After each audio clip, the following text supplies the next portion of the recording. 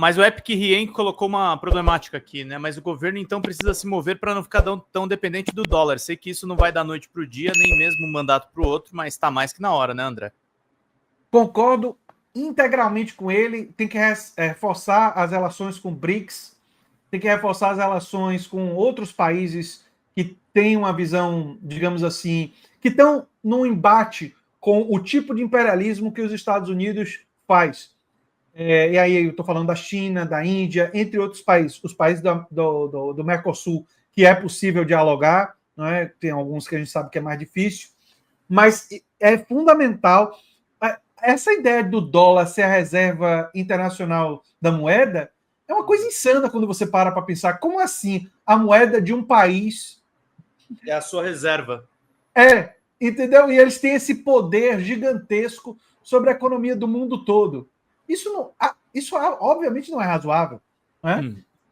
Isso daí tem que ser alterado. Parte tem a ver com você reforçar a relação com o BRICS, e é uma forma, inclusive, de lidar com as tarifas do Trump. O Trump estabelece tarifas que prejudicam importações brasileiras, tem que buscar em outros países uma melhor relação comercial, já que a relação com os Estados Unidos está se transformando, está se deteriorando dessa maneira. Está se deteriorando dessa maneira. Eu, inclusive, não sou contrário a tarifas, mas a tarifa de importação, eu também não. Ela tem que ser utilizada com inteligência. Claro. A tarifa, o jeito que o Trump faz de dizer, eu vou tarifar... É vingança, né? Todos os produtos da China. Não, e o pior não é nada. Ela é estúpida, porque ela produz uma inflação interna, vai produzir... Ele já está recuando, porque não tem condições de fazer isso. Mas se ele implementasse... Porque quem paga as tarifas seriam as empresas estadunidenses que estão fazendo a importação, e eles iam repassar esse preço para o produto.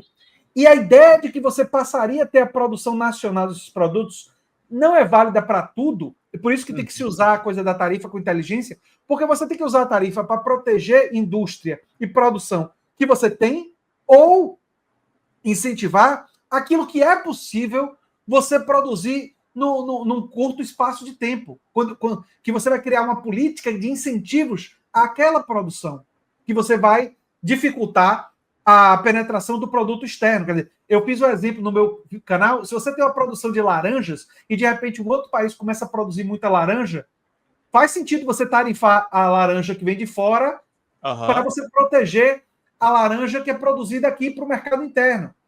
Um protecionismo de um setor estratégico, né? Estratégico, de forma estratégica. E para a indústria faz sentido em determinados momentos, mas você não pode tarifar tudo de um determinado país, como você falou, como uma forma de vingança, com a raiva, fazendo política econômica com fígado, porque, inclusive, para a sua própria população é mortal. É mortal. Entendeu? Se o que as pessoas não entenderam, se o Trump implementasse, que eu não acredito mais que ele vai implementar grande parte dessas tarifas, mas se ele implementasse essa tarifação, assim, bloqueando, né? Tarifando em 150%, 200% produtos chineses, o consumidor americano iria ter uma elevação de inflação brutal em um monte de produtos que só são produzidos na China. E não tem mais as bases de produção em outros lugares. E você não vai transportar essas bases de produção com trabalho tão caro como é nos Estados Unidos em relação ao trabalho chinês em 4 anos. Levaria talvez uma década, ou 6, 7 anos para fazer isso. E, em alguns casos, nem tarifando tão alto vai acontecer. Por uma série de motivos, além do custo do trabalho, por a questão de materiais. Então, assim, na verdade, é um tipo de política que busca desviar a atenção do problema central.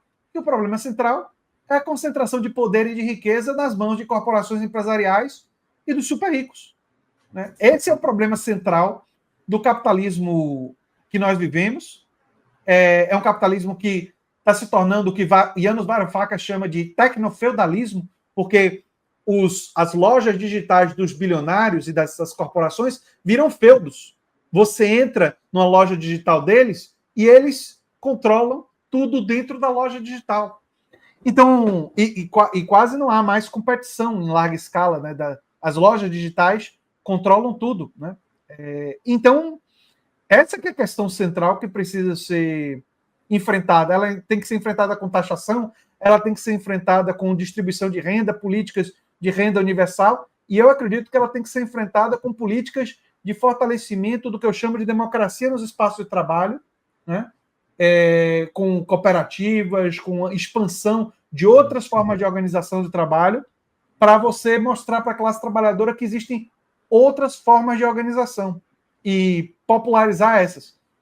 Tem que enfrentar. Se não enfrentar, eu sou muito, assim, pessimista, Pedro. Eu acredito que a ameaça do fascismo não vai embora, sabe? Sim. A ameaça do neofascismo, porque o neofascismo ele vem com o sofrimento e a frustração das pessoas. As pessoas veem que tem riqueza e eles não, um monte de gente não está participando. Eles ficam com raiva e a raiva leva eles a abraçarem ideologias que dão vazão pro ódio, para a raiva deles. Então, e ajudam a elite, né? Sim, essas pessoas não estão percebendo, mas isso daí está favorecendo os interesses da classe dominante, dos mais poderosos, né? Que tem reprodutores da sua ideologia na mídia corporativa, na indústria, na sociedade, nos influenciadores, em tudo quanto é lugar. Né? E nós aqui vamos contra a corrente, mas a gente utiliza e deve utilizar e ocupar todos os espaços que estão disponíveis para fazer esse enfrentamento. André, tem uma pergunta aqui da Xanda, e aí tá a República da Bahia aqui no chat, o pessoal comentando aqui, muita gente presente, a Xanda da Bahia. A sua esposa avisou que a caneca está na máquina lavando, e aí a Xanda pergunta aqui, a Liana Lewis, o Kiko e o Atushi comentaram que não acreditam que o Trump chega no final do mandato. O Kiko, inclusive, fala que o Trump vai ser morto. O que você acha? E aí, outra pergunta também. O Eduardo Bolsonaro volta para o Brasil ou não? Caso não volte, o que o judiciário pode fazer? Duas perguntas interessantes. Eu acredito que o Trump... Eu acho que ele termina o mandato. Eu acho, sou mais pessimista em relação a isso. Agora, eu acredito que a popularidade dele vai reduzir. E uma outra coisa que eu penso ser muito provável, viu, Pedro, é que ele vai, o tempo todo, tentar cumprir uma promessa e vai recuar. Já está recuando nas tarifas. Você acha que ele vai tentar dar um golpe? Se ele, digamos assim, tiver prestes a ser derrotado daqui a 4 anos, sim. Sim. Uhum. Como teve o 6 de janeiro, porque nós aqui tivemos o 8 de janeiro, não é isso? Eu sempre me atrapalho, exato. Lá teve o 6. Aqui foi o 8 de janeiro, lá foi o 6 de janeiro. Uhum. Que teve a invasão do Capitólio. Que foi uma tentativa de golpe lá. Você acha que ele vai tentar outra coisa? Eu acho que vai tentar uma outra coisa, porque ficou muito evidente que nossa tentativa de golpe teve participação de militares. Lá, não. A participação dos militares foi pequena. Meu palpite, e aí é puro palpite, é que ele vai tentar subornar com os bilionários a categoria dos militares durante esses 4 anos para ver se eles embarcam em um golpe daqui a 4 anos. Outra coisa, o golpe ele pode ser um soft golpe. O que é soft golpe? Eles podem ter toda uma estratégia montada para massivamente suprimir o voto e se perpetuar no poder. Então, assim, você pode ter um soft golpe que seria da seguinte forma. Esse me parece o mais provável. Não seria um golpe militar. Mas os militares e a estrutura da inteligência ajudaria nesse soft golpe. O que seria isso? Silvano. O que seria isso? Só para as pessoas entenderem. Seria basicamente o seguinte: você vai ter a eleição, antes da eleição, você identifica todos os estados que você precisa ganhar e você cria mecanismos de impedir que as pessoas que você sabe que vão votar contra vocês, notadamente afrodescendentes, latinos, se impede essas pessoas de votar. Eles fizeram um pouco isso na eleição passada. Já teve muita supressão. Inclusive, tem um jornalista, o Greg Palast, se eu não me engano é o nome dele, que analisa que a eleição pode ter sido roubada. A eleição que o Trump ganhou da Kamala. Porque parte desses eleitores já teve o voto suprimido. Mas o Trump fez isso com o apoio dos governadores republicanos, sem ter o apoio da Casa Branca, que estava com o Biden, obviamente. Uhum. Agora, com a Casa Branca, com o Senado, se ele conseguir reter a Câmara, que pode ser que ele perca na eleição do ano que vem, né? Pode ser que ele perca o Congresso, eu acho que ele vai tentar o soft golpe. Ele vai tentar mudar a Constituição para poder se candidatar de novo, e ele vai tentar suprimir voto para realizar um golpe no estilo da Polícia Rodoviária Federal fez no Nordeste. Impedir a galera de votar. A Polícia Rodoviária Federal fez no Nordeste, mas não conseguiram fazer na escala que seria necessária para virar o jogo. Eu acredito que eles vão se preparar para uma coisa desse tipo, porque eles não vão querer abrir mão do poder.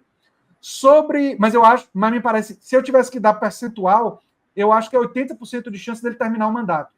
Só que a popularidade dele vai cair e ele não vai cumprir um monte de coisa que ele prometeu, porque ele vai ser obrigado a recuar, não porque ele queira. Né? O Eduardo Bolsonaro é mais difícil de prever. Eu acho que é bem provável que ele fique lá nos Estados Unidos, ele não volte, porque ele está com medo. O Eduardo, né? O Eduardo. Ele está com medo. Né? A pergunta foi sobre o Eduardo, né? Uhum. Ele está com medo, eu acho que ele vai ficar por lá. Pode ser que ele volte, mas por isso que eu digo que é mais difícil de prever, né? Agora, se ele ficar lá, o que é que a gente pode fazer? O judiciário brasileiro, eu imagino, tenha como, digamos assim, pressionar, fazer uma investigação, autorizar investigações sobre o patrimônio do Eduardo Bolsonaro, porque tem muita coisa suspeita em relação a rachadinha, loja de chocolate, apartamentos comprados com dinheiro vivo. Ou seja, essas investigações podem avançar e, se descobrir irregularidades, ter punição financeira. Aliás, essa seria a minha sugestão. Se eu estivesse conversando com algum investigador da Polícia Federal e fosse sugerir para ele alguma linha, bate no dinheiro. No dinheiro dói. Uhum. Entendeu? Bate no dinheiro, que o dinheiro dói. Esse pessoal... Ainda mais ele sendo deputado, né? Isso. A família Bolsonaro, eles já deram uma demonstração já há muito tempo, para quem acompanha a família, que se tem uma coisa que eles se importam é com o dinheiro deles, de ganhar muito dinheiro. Quem faz essa estratégia de funcionários fantasmas, que tem muitas evidências no livro da Juliana Dalpiva, muitas evidências, que eles fizeram isso como um esquema familiar, é um pessoal que quer usar da política para enriquecer. Se você bater na riqueza deles, eles vão ficar bravos. Eles vão ficar bravos. É isso aí. André Teixeira Jacobina, obrigado pela sua participação, meu querido. Teve alguma coisa que eu não perguntei que você gostaria de acrescentar? Não, o diálogo foi maravilhoso. Se você tiver mais uma última pergunta ou alguma coisa que você gostaria de comentar para a gente bater um papo aí nos últimos 15 minutos, né, os 10, 15 minutos, eu fico à sua disposição. Mas eu queria reforçar com você que é uma grande honra para mim poder chamar você de amigo. Você é um amigo mesmo. Eu sou muito... eu já disse para o pessoal, vou reforçar agora ao vivo. Você vindo aqui para Salvador, entre em contato que você está com o jantar garantido aqui. Entendeu? Vou te levar... Hospedagem, alimentação... O jantar... Hospedagem, eu não sei se tem tanto espaço, mas o jantar eu garanto. Tá fechou.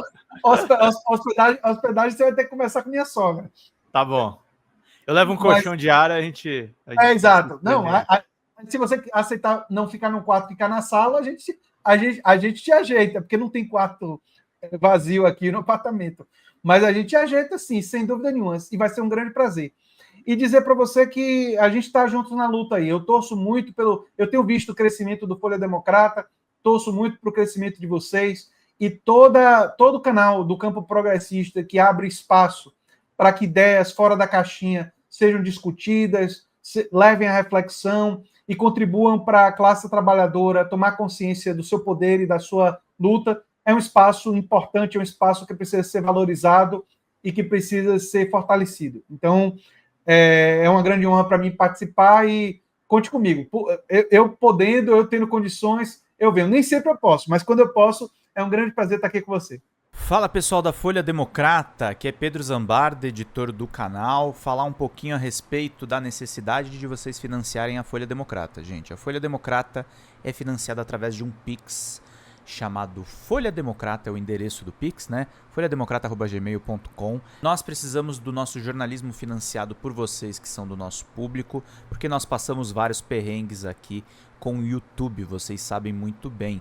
E mesmo assim, graças a essa comunidade muito unida, a gente conseguiu fazer lives históricas, acompanhar praticamente ao vivo a campanha do Guilherme Boulos, trazer informações exclusivas a respeito de Gustavo Gayer, de Olavo de Carvalho, de todos os bolsonaristas, combater as fake news e tudo o que a gente acompanha. Por R$80 no nosso Pix você ganha um curso de roteiro para série, o que é muito importante se você é artista, roteirista, se você lida com essas práticas da economia criativa. Outra forma de você colaborar também é se tornando membro aqui do nosso canal.